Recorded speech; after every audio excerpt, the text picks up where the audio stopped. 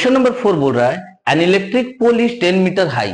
एक electric pole दे दिया है जो 10 मीटर हाई का है।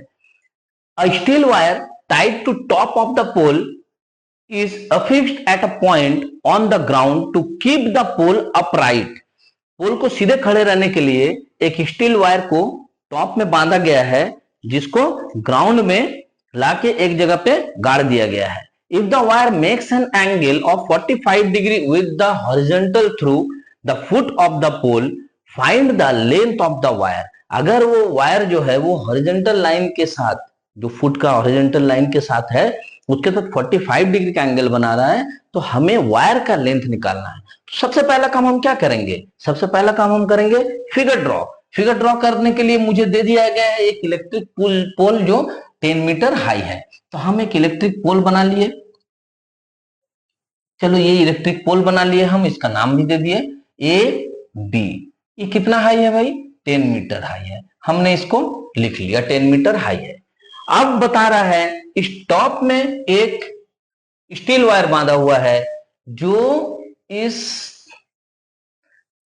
पोल के साथ हॉरिजॉन्टल यानी मट्टी समझ लो, जमीन समझ लो, वहां पे जो है उसको खींच के बांधा हुआ है ताकि इलेक्ट्रिक पोल स्ट्रेट खड़ा रहे। तो यहां मेरा 90 डिग्री बनेगा, ये मेरा सी पॉइंट हो गया।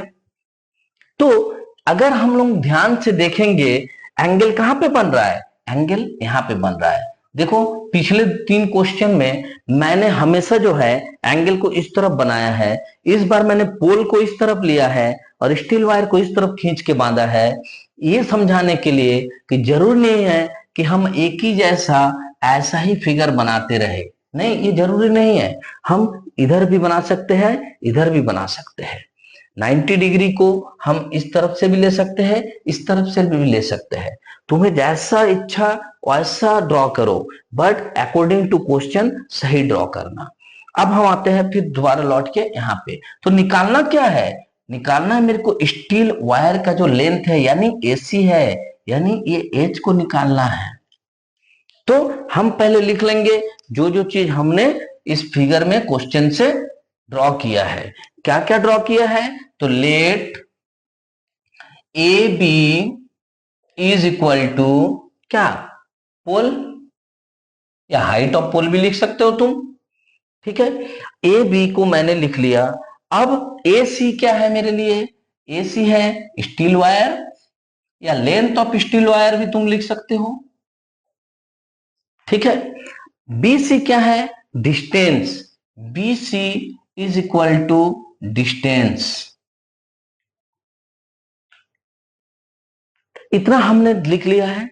अब मुझे एंगल जो बन रहा है वो एंगल बन रहा है angle ACB is equal to theta is equal to 45 degree. इसे हमने थीटा ले लिया। जैसे ही मैंने एंगल थीटा लिया, मैं क्या देखता हूं? एंगल थीटा के लिए ये जो 10 मीटर है ये मेरा P का काम कर रहा है, यानी AB जो हाइट ऑफ पोल है ये मेरा P का काम कर रहा है 10 मीटर। और ये जो स्टील वायर है AC ये मेरा H का काम कर रहा है और डिस्टेंस मेरा B का। तो हमसे कहा गया है H निकालना है तुम्हें, P दे दिया है, H निकालना है। P बाई H का रिलेशन हम जानते हैं, क्या होता है? Sine theta is equal to P by H, यानी कि sine 45 degree is equal to P के जगह पर क्या है? 10 मीटर बाई H। साइन 45 का वैल्यू हमें पता है 1 by root 2 is equal to 10 metre by H। तो H इज इक्वल टू क्या हो गया?